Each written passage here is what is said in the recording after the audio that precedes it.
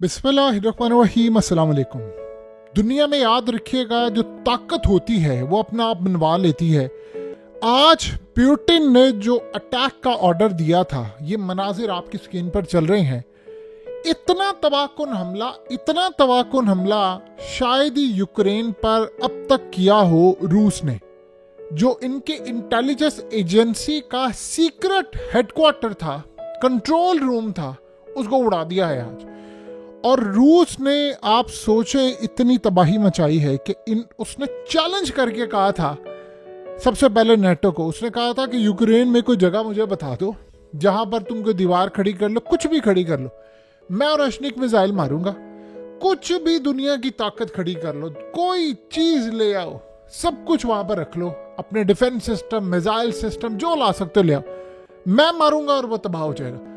असल में उसने एक दिन पहले, यानी दुनिया में आप सोचें कि कमाल ही है ये भी मुल्क, उसे चैलेंज करके कहा कि मैं मारूंगा और तुम देखना तबाह हो जाएगा। अब सीन ये हुआ था कि आपको पता है, इनका रशियन जर्नैल जो मार दिया इन्होंने, इसने पुतिन ने ऑर्डर जारी किया। उसने कहा कि अब इनको हिट करना हर जायज और नाजायज रास्ता इस्तेमाल करके। इन्होंने अब मिसाइल मारा। अब सबसे बड़ा सवाल यहाँ पर यह पैदा होता है कि क्या रस्टिक मिसाइल मारा है इन्होंने, ये अभी तक नहीं पता, क्योंकि असल में अमेरिका ने सारे नए डिफेंस सिस्टम यूरोप ने यहाँ पर लगाए हुए थे, और जब तबाही हुई है तब उनको बताया गया कि आपका ये कंट्रोल रूम उड़ा दिया है उन्होंने। और इतनी तबाही है कि आप सोचें कि रूस ने, क्या कमाल की बात है कि उन्होंने अपने मीडिया पर कहा है कि आपने कोई ज़्यादा इस बारे में खबर नहीं देनी, बस ठीक है बता दें कि सोशल मीडिया पर और दुनिया इंटरनेशनल मीडिया पर खबर ये चल रही है कि रूस ने मार दिया। अब आप जरा उनका खबर देने का अंदाज देखिए। एक होता है कि आपने मारा और आपने एडमिट कर लिया, जी हमने मार दिया, बस उसने कहा जी सोशल मीडिया पर लोग कह रहे हैं, और ये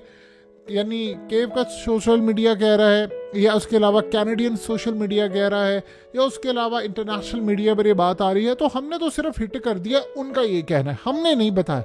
यानी आप उस बंदे की स्ट्रेटजी और लेगेसी जरा देखें। खाली ये मामला नहीं हुआ, आज उसने इजराइल को जो धमकी दी है ये भी बड़ी अजीबोगरीब। उसने कहा कि ये समझते हैं, यानी आज अर्दोगान को और इस्लामिक कंट्रीज को उसने कहा कि आपको पता है शाम के अंदर असल विनर कौन है? उसने कहा इजराइल है। इजराइल को अब निकालने का वक्त आ गया शाम के अंदर, और ये एक दिन ऐसा आएगा आप देखेंगे निकल जाएगा। अब ये जो अल्फाज हैं उसके, ये लाइटली नहीं लिए गए इजराइल के अंदर। उसने कहा कि ये, यानी उसने इनडायरेक्टली नहीं डायरेक्टली भी इस बात को बड़ा कन्वे कर दिया कि अगर तुर्की ये समझ रहा है कि हम जीते हैं या ये दूसरी फोर्सेस समझ रहे हैं, असल में शाम के अंदर जीत अगर किसी की हुई है तो वो इजराइल की हुई है, जिसने इलाके छीन लिए हैं। उसने कहा 25 किलोमीटर तक का इलाका ले उड़ा है इस वक्त इजराइल, तो इजराइल को रोकने की जरूरत है। उसने कहा आप ये देखें कि फलस्तीन कहाँ पर खड़ा है। तो इस्लामिक कंट्रीज को कहा कहाँ पर खड़ा फलस्तीन आपका, यानी आपका मुल्क खा गया और सारी आप फौज इंतजार कर रहे हैं, फलाना होगा ये होगा, आप लोग जाए बजाए जाकर फलस्तीन की रियासत को कायम करने के लिए आप लोगों ने क्या किया है। अब असल में ये जो मिसाइल है, ये उस वक्त प्लान ये था काफ़ी अरसे पहले था कि शाम के अंदर रूस रहता और बहुत सारी ताकतें रहती, तो ये जंग उस वक्त बढ़ नहीं रही थी। इजराइल को इस बात का खदशा था कि जंग नहीं बढ़ रही और रूस का यहाँ पर होना बड़ी तकलीफ से बात है। तो उस वक्त ख्याल ये था कि जो रिस्टिक मिसाइल है और ये दीगर मिसाइल है, ये डायरेक्टली इजराइल को भी हिट कर सकते हैं और किसी भी वक्त हिट कर देंगे। बहरहाल इस वक्त जो सूरत हाल पैदा हुई है वो है बड़ी क्लियरली। अब ये करने के लिए क्या जा रहे हैं, जब ये मिसाइल हिट हुआ है तो बाइडन ने और कमला हैरिस ने जाना था कहीं, अचानक से वो मीटिंग सारी हुई है कैंसिल, और फौरी तौर पर सारे पहुंचे हैं व्हाइट हाउस के अंदर। ये छुट्टियां मना रहे थे, आपको पता विंटर वेकेशन चल रही है, उसके बाद इन्होंने आना है, हलफ उठाना है ट्रंप ने, और ये आउट हो जाएंगे। कुछ हुआ है ऐसा बड़ा खतरनाक, अभी तक ये बात नहीं पता कि क्या इस हमले के अंदर कोई मारा गया है, बड़ी तबाही हुई है, कौन मारा गया, कोई अहम शख्सियात मारी गई हैं। सीन कुछ ये हुआ है कि अचानक से जो बाइडन ने और कमला हैरिस ने, अभी तक जो प्रेसिडेंट और वाइस प्रेसिडेंट है, उन्होंने अपनी छुट्टियां कर दी हैं मनसूख। ये सारे तेजी के साथ पहुंचे हैं व्हाइट हाउस के अंदर, और वहां पर कुछ गड़बड़ हो रही है कि फौरी तौर पर इनको वहां पर पहुंचाया गया है, और इस वक्त हंगामी वहां पर मीटिंग जारी है। ऐसा लग रहा है कि रूस कुछ बड़ा हमला करने वाला है, और गालिबन अब ये हमले के साथ उन्होंने ईरान के साथ एक नया मुआहदा किया है कि अब हमने जो भी है मिलकर इस लड़ाई को लेना है, क्योंकि अब असल में इस वक्त ईरान को सबसे ज्यादा जरूरत है इस वक्त रूस की। क्योंकि देखिए इस वक्त शाम का जो महाज है वो खतरनाक होने के बाद अब अगला आपको पता है कि अब तो यमन ने ऐलान कर दिया है, उन्होंने कहा है कि जनरल सीसी को कि तुम्हारा नंबर आ गया, तुम पर होने वाला है हमला, तो तैयार है ना, मिस्र हाथ से निकलने वाला है। मिस्र के बाद असल जो नंबर आएगा उर्दन और बाकी, और ये इराक से होता होता ये अब आना है ईरान की जानिब। तो असल में इस वक्त सबसे ज्यादा अगर किसी को जरूरत है किसी चीज की, तो वो रूस की सबसे ज्यादा जरूरत इस वक्त ईरान को है। अब जरा इंटरेस्टिंग सूरत हाल देखिए कि आज इतनी तबाही हुई है, इनका पूरा हेडक्वार्टर उड़ा दिया है, वहां पर जितने लोग थे वो मारे गए हैं, इनके टॉप लेवल के जो लोग जर्नैल एजेंसियों के लोग बैठे हुए थे वो मारे। और रूस ने सिर्फ इतना कहा है कि हमने जो स्ट्राइक किया है ये असल में वो स्ट्राइक था जो इन्होंने यानी वेस्टर्न मेड जो मिसाइल्स थे वो बनाए, यानी अमेरिका और ये वो सारे जो मिसाइल थे ये हम पर हिट कर रहे थे, हमने तो सिर्फ उसका दिया है जवाब, और उसके अलावा हम जो इनका हशर करेंगे वो आप सब देखेंगे।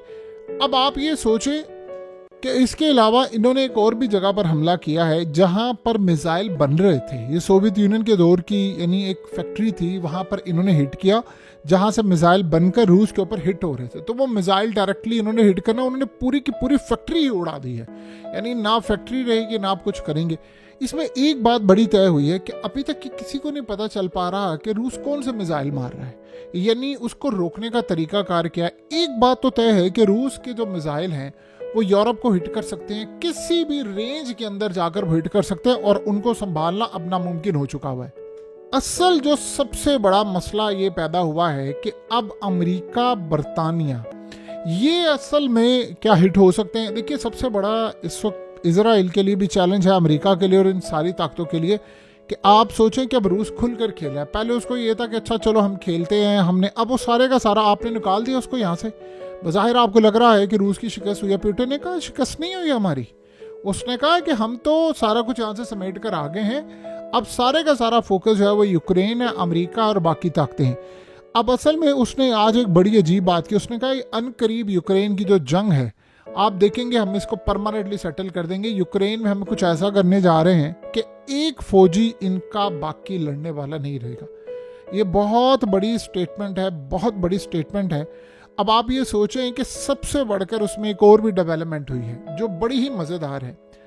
रूस ने अमेरिका के patriot anti aircraft missile system को उड़ा दिया है, यानी खाली ये नहीं किया, उन्होंने जो इनका यानी अमेरिका ने अपना डिफेंस सिस्टम दिया था, क्या दिया था ज़रा समझिए, कि रूस के मिसाइल आएंगे और ये इन मिसाइलों को रोकेगा। रूस ने किया क्या है कि अमेरिका का ही डिफेंस सिस्टम उड़ा दिया है, यानी पैट्रियट। अब आप ये सोचें कि मिडल ईस्ट की जो कंट्रीज हैं वहां पर कौन सा लगा हुआ है, अमेरिका का डिफेंस सिस्टम लगा, आयरन डोम तो नहीं लगना। अब जहां जहां अमेरिका का डिफेंस सिस्टम लगा हुआ है यूरोप में और दीगर जगहों पर, वो सारे फ्लॉप हो चुके हैं। अब आप ये सोचें कि अमेरिका की दुनिया में 800 मिलिट्री बेसिस हैं, 800 फौजी अड्डे 80 ममालिक के अंदर, तो वहां पर कौन सा डिफेंस सिस्टम लगा हुआ है, यही लगा हुआ है। तो इसका मतलब है कि अगर अमेरिका का इन्होंने पैट्रियट डिफेंस सिस्टम उड़ा दिया है, जो पहले भी बैटरीज इन्होंने तबाह की थी, तो बाकी इनके पास क्या बचा है, ये तो किसी की हिफाजत नहीं कर सकते। तो कुल मिलाकर अगर आप देखेंगे तो अमेरिका के डिफेंस सिस्टम की हो गई है ऐसी की तैसी। बहरहाल इस वक्त सबसे बढ़कर अगला मामला ये आ रहा है कि अमेरिका के ऊपर अब हमला करने की जो तैयारी है रूस की, वो बड़ी क्लियर हो चुकी है। देखिए रिसेंटली जो ड्रोन्स आ रहे हैं अमेरिका के अंदर नजर, इस पर आप ये समझ रहे हैं, हम समझ रहे हैं बैरूनी ताकतें आ रही हैं, एलियंस आ रहे हैं, या किसी और मुल्क से कुछ आ रहा है, ये पॉसिबिलिटी है।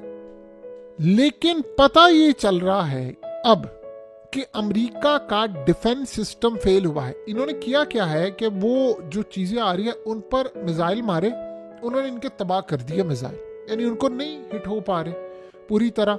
और तबाही कुछ इस तरह से है, ये बता नहीं पा रहे कि कैसे होगा, क्योंकि देखिए आपने एक मिसाइल मारा है, आपका डिफेंस सिस्टम भी जैम किया, किसी जगह से आपने मारने की कोशिश की, वो हिट नहीं हुआ। अब वो हिट नहीं हुआ तो वो कहीं ना कहीं तो जाकर लगेगा, या तो वो पहुंचा नहीं टारगेट पर, वो कहीं लगा है, या उसको रास्ते में तबाह कर दिए, क्या होगा ये नहीं बता रहे। आपको पता है चाइना और रूस क्या कर रहे हैं, वो इन ड्रोन्स नुमा जो चीज़ें उसको मॉनिटर कर रहे हैं कि कौन सी टेक्नोलॉजी ऐसी इस्तेमाल हो रही है कि अमेरिका, जो सबसे अहम बात है, वो कह रहे हैं कि फिजिक्स के सारे जो लॉज हैं उनको रोंदते हुए जहाज आए हैं, ये ड्रोन्स नुमा चीज़ें। तो अब उनको ये समझ नहीं आ पा रही कि हम इनको कैसे रोकें। अब रूस और चाइना जब इस सूरत हाल को देख रहे हैं तो उनको ये लग रहा है कि हमें तेज़ी के साथ कुछ ऐसा डेवलप करना चाहिए कि ऑलरेडी हमारे भी ऐसे ड्रोन्स अमेरिका में घुस जाएं, आए और इनको पता भी ना चले, ये देखते ही रह जाएं। बहरहाल एक बात तो तय है कि अमेरिका के पास ना रूस के मिसाइलों का तोड़ है ना चाइना के, और ये समझ रहे थे कि शाम के अंदर हमने रूस को निकाल कर बहुत बड़ा मार्का किया, आपने अगले बंदे को फ्री कर दिया, अब अगला करेगा क्या? अब उसने उसी तरह खेलना है जिस तरह इन्होंने खेला है। अब यूक्रेन के अंदर ये जो बाकी सारी फोर्सेस वहां पर जाकर शाम में लड़नी थी, अब वो यूक्रेन में लड़ेंगी। तो जब यूक्रेन में आपकी लड़ाई होगी तो आप ये समझ लें कि फिर वो किस लेवल पर जाके आगे, यानी ये सारी ईरान की फोर्सेस हो या यमन हो या बाकी हो, तो ये सारे जब यहाँ पर आ जाएंगे तो खुलकर मजीद यूरोप तक ये लड़ाई होगी।